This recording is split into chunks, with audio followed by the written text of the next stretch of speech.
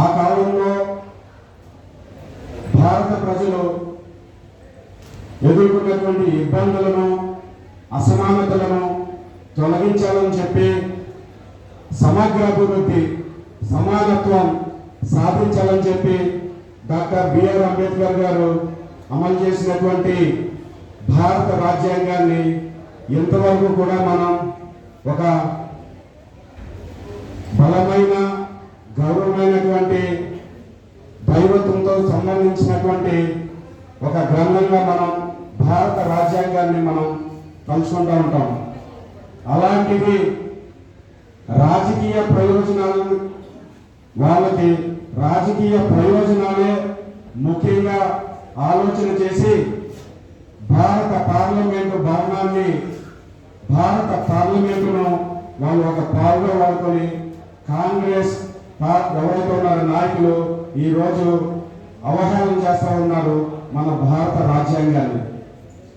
గతంలో కాంగ్రెస్ పాలనలో భారత రాజ్యాంగాన్ని వాళ్ళకి కావాల్సినట్టుగా వాళ్ళ అధికారాన్ని నిలబెట్టుకోవడం కోసం వాళ్ళకి ఇష్టం వచ్చినట్టు సవరణ చేసుకోవడం జరిగింది. కానీ ఎన్డీఏ ప్రభుత్వంలో నరేంద్ర మోదీ గారి యొక్క పాలనలో రాజ్యాంగ సవరణ జరుగుతుందంటే అది దేశ ప్రయోజనాల కోసం మాత్రమే రాజ్యాంగ సవరణ చేయడం జరిగింది. ఆర్టికల్ 370 మనం చూసాము. కాశ్మీర్ భారతదేశంలో భూభాగం, కానీ కాశ్మీర్లో ఇద్దరు ప్రధానమంత్రులు ఉంటారు, రెండు జాతీయ జెండాలు ఉంటాయి. అక్కడ పరిస్థితి అది ఆర్టికల్ 370. నరేంద్ర మోదీ గారు భారత రాజ్యాంగం సవరణ చేసి పాలన సాగుతుందని చెప్పి ఎన్డీఏ ప్రభుత్వం తీసుకున్న మంచి నిర్ణయం. ఈ విధంగా కాంగ్రెస్ రాజ్యాంగాన్ని వాళ్ళ యొక్క అధికారం కాపాడుకోవడానికి ఉపయోగించి, కానీ బయట తప్పుడు ప్రచారం చేస్తా ఉన్నారు కాంగ్రెస్ నాయకులు, అదేవిధంగా కాంగ్రెస్ మిత్రపక్షాల నాయకులు. ఇది చాలా తప్పు. ఈ విషయాన్ని యువకులైనటువంటి మీరందరూ కూడా భారత రాజ్యాంగం గురించి డాక్టర్ బిఆర్ అంబేద్కర్ గారు ఏం చెప్పారు, ఎలా అమలు చేయమన్నారని చెప్పి ఈ విషయాలన్నీ కూడా మీరు తెలుసుకొని బలమైన భారత్ బీజేపీ అధ్యక్షురాలు, పార్లమెంట్ శాసనసభ్యురాలు శ్రీమతి పరమేశ్వరి గారికి, సోదరులు వీరరాజు గారు, నాగేంద్ర గారు, శ్రీనివాస్ గారు, సమావేశానికి వచ్చేసిన సోదర సోదరులందరికీ నా అభినందనలు, మా చిన్నారందరికీ నా దీవెనలు. రాజ్యాంగం అంటే ఏంటో తెలిసిన ఎంతమంది? Constitution of India. రాజ్యాంగం అంటే ఏమిటి? పోనీ రిపబ్లిక్ డే అంటే ఏంటి తెలుసా? రిపబ్లిక్ డే అర్థం ఏంటి? గణతంత్ర దినోత్సవం అంటాం. మీరు తెలుసుకోవాల్సింది, ఆల్రెడీ కాలేజీ దాకా వచ్చారు మీరు. రాజ్యాంగం అనేది మన దేశానికి ఒక దిక్సూచి.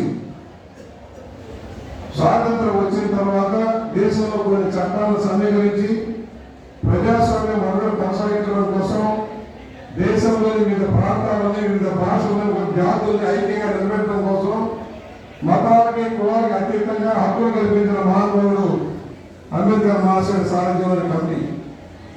ఆయన అధ్యక్షుడు ఏర్పడిన కమిటీ అనేక దేశాల చట్టాలను సమీకరించి మన దేశానికి అవసరమైన ప్రజాస్వామ్యాన్ని బతికించగలిగిన ఎన్నికల ప్రక్రియకి కూడా దారితీసేలాగా ఒక రాజ్యాంగాన్ని రచించారు. అందుకే 75వ రాజ్యాంగ దినోత్సవాన్ని మనం చేసుకుంటా ఉన్నాం.